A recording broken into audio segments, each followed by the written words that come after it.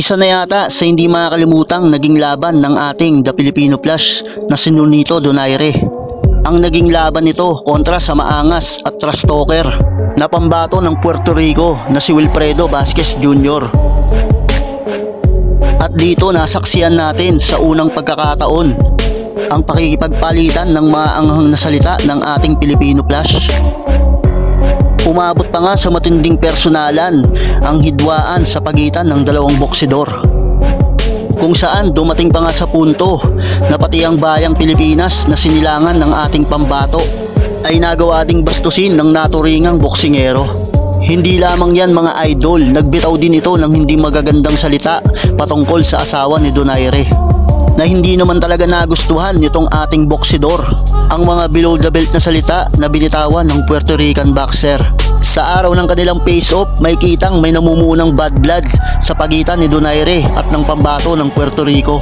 At sa face-off pa nga lang ng dalawang boksingero, umabot pa nga sa punto na nagkabastusan ang dalawa. Matapos unang bastusin ng maangas na Puerto Rican boxer ang ating pambato, tinanggal ba naman nito ang sombrero ni Donaire na hindi naman nagustuhan ng ating pambato. Kaya bumawi ito at tinanggal din ang suot-suot na bonnet ni Vasquez, hanggang umabot na ito sa trastukan at palitan ng mga salita.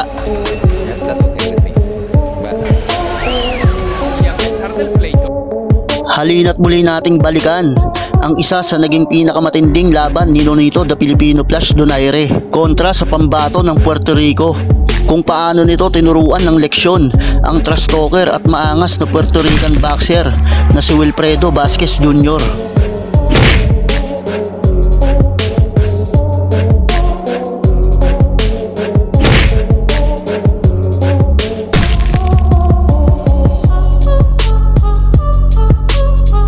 Kilala si Donaire bilang boksingerong hindi alam ang salitang trash talk at nagbibigay ito ng respeto sa kanyang mga nagiging kalaban. Kaya naman nakakatanggap rin ito ng respeto sa mga ibang boksingero. Pero sa pagkakataong ito ay napatapat siya sa isang boksingerong hindi alam ang salitang respeto. At dahil dito ay hindi nga mapapalagpas ni Donaire ang mga sinabi ni Vasquez Jr. At nangako ang ating pambato na tuturuan niya ng leksyon ang Puerto Rican boxer. At kung may pagkakataon ay patutulugin nga niya ito sa ibabaw ng lona. Taong February 4, taong 2012, nang magkasagupa sila Donaire at ang pambato ng Puerto Rican na si Wilfredo Vasquez Jr. Parehas may magandang record ang dalawang boksidor na ito. Si Donaire ay mayroong kartadang 27 wins, 1 losses at 18 way of knockouts. Habang si Vasquez Jr. naman ay mayroong record na 21 wins, 1 draw, isa dito ay talo at 18 dito ay tinapos pamamagitan ng knockouts. Dumating na ang araw ng kanilang bakbakan. Makikita nagigil si Donaire na durugin ang maangas na Puerto Rican boxer na si Vasquez Jr. At hahayaan ni Donaire na ang mga kamao niya ang sasagot para sa kanya. Round 1 pa lang, nagpakita na kaagad ng pagka-agresibo si Donaire. Pinatikim niya kaagad ng mabibigat na suntok at maagang pinanggigilan ang Puerto Rican boxer na si Vasquez Jr. Habang bahagya lang na bumabato ng jab ang pambato ng Puerto Rico at ingat na hindi mapasukan ng malakas na bitaw ni Donaire.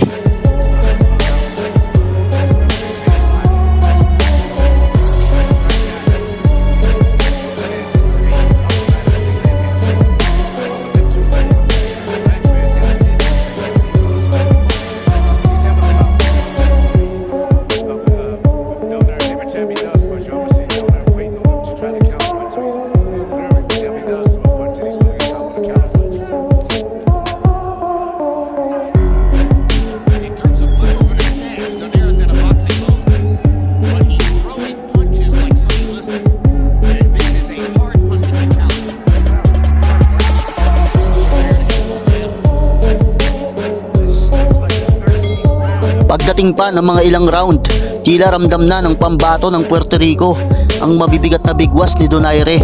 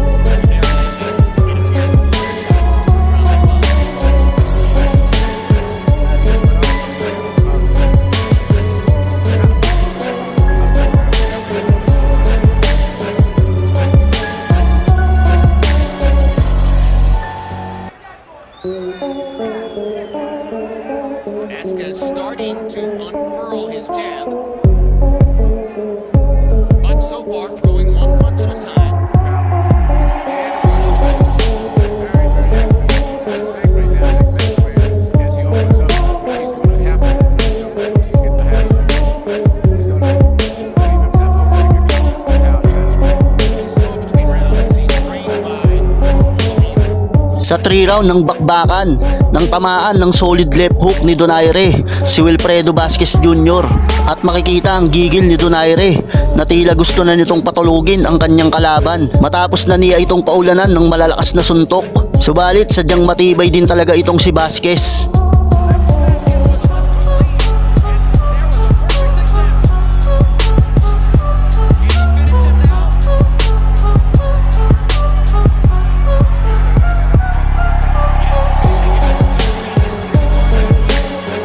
Kaya nakasurvive pa rin ito at matagumpay na nairaos ang round 3.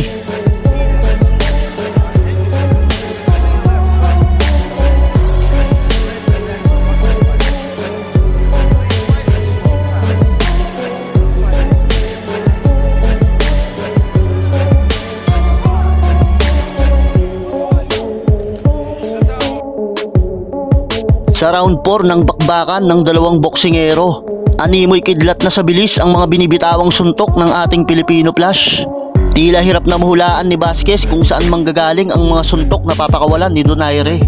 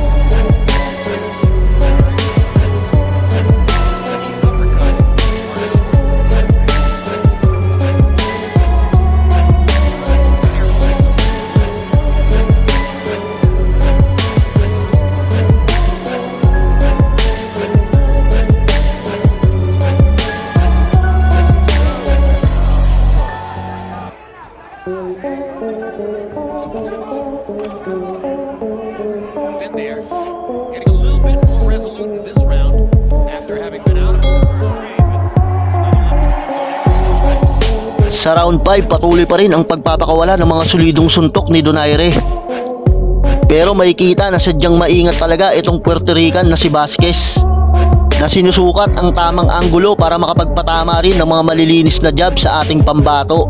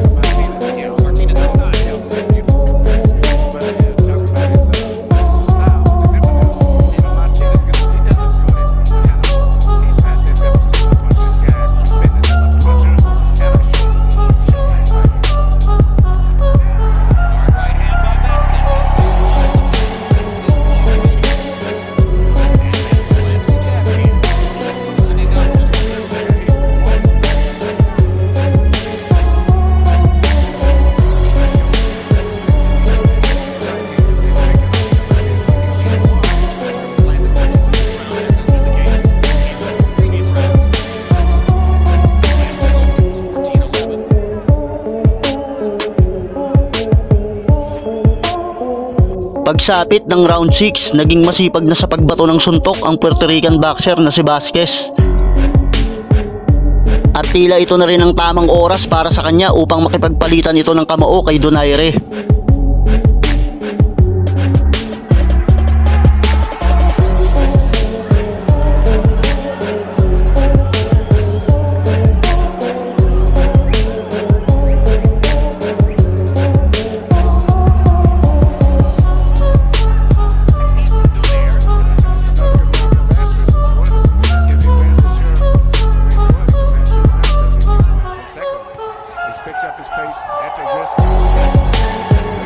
Lumipas pa ang ilang round, parehas ng gasgas ang muka ng dalawang boksingero. Sa pagkakataong ito, basagan na at sabayan na ang naging tema ng laban. Kapwa nagpapalitan ng mga solido at malalakas na suntok ang dalawang mandirigma sa ibabaw ng lona.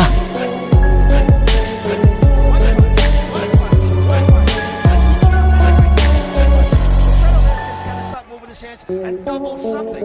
On the other hand, you know, Donaire can't Last round, but you don't think Donaire cares much about having lost a couple of rounds because he's letting Vasquez come forward to set up counterpunches. He should be engaged.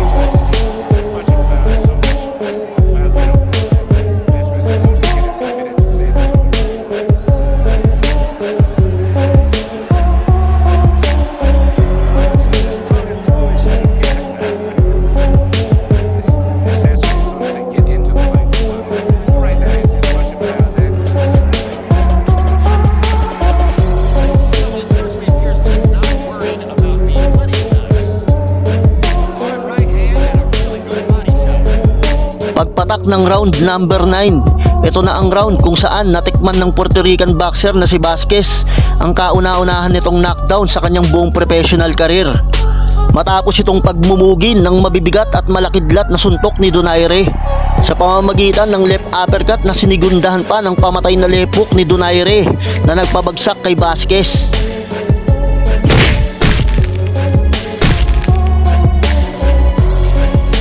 Agad namang tumayo si Vasquez at nagpatuloy sa pakikipagbasagan.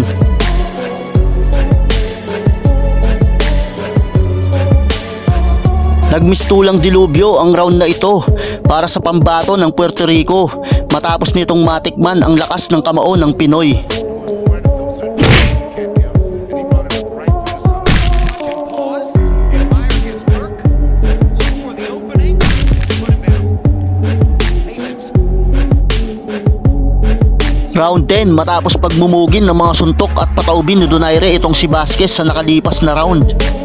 Tila lalong naging kumpiyansa ang Puerto Rican sa round na ito para makipagbasagan kay Donaire. Hindi naman nagpasindak ang ating kababayan at patuloy ring nakipagsabayan kay Vasquez.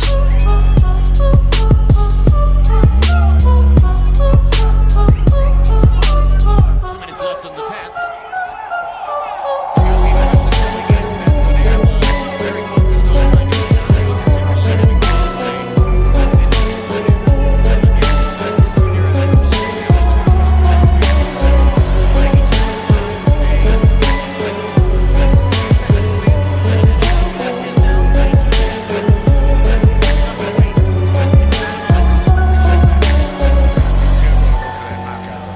And the thing where even though Vasquez is doing very well, you know, he's just leaving himself open without leaving himself open. Those short punches.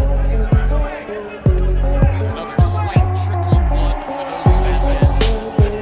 Donaire's face shows punishment too now. That's a tough fight for Garcia, too. Oh, there's that counter left hook again. Vasquez through the right. Donaire nailed it. Like this exchange of hooks, just so much more power and accuracy.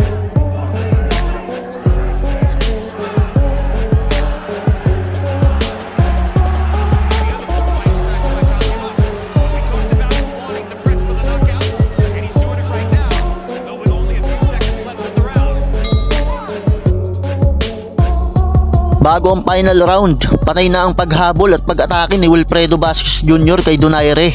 Habang si Donaire naman ay patuloy pa rin sa pagbato ng mga suntok kahit ramdam na nito ang iniinda niyang injury sa kaniyang kaliwang kamay.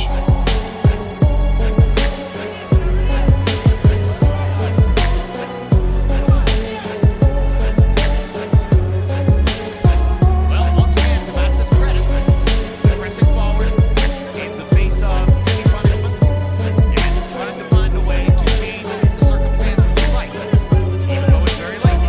Very good defense, too, yes. Top fighters in the world is 122-pound weight division.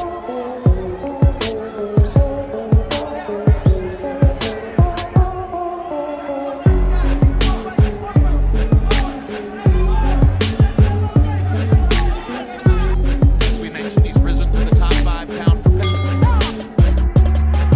Last round, tila dominado na ni Donaire ang laban. Sa kabila ng iniinda nitong injury ay wala pa ring takot itong nakipagbasagan kay Vasquez hanggang sa matapos ang huling round.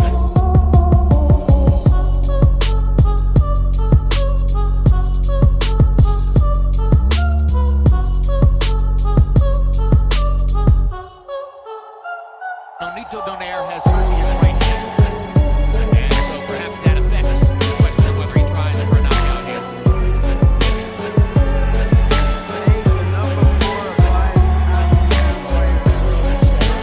So the expectations have to be high. Very often the question is, live up to expectations and exceed them.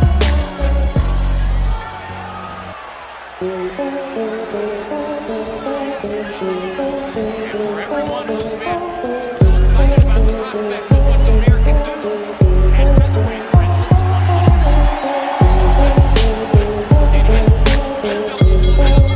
is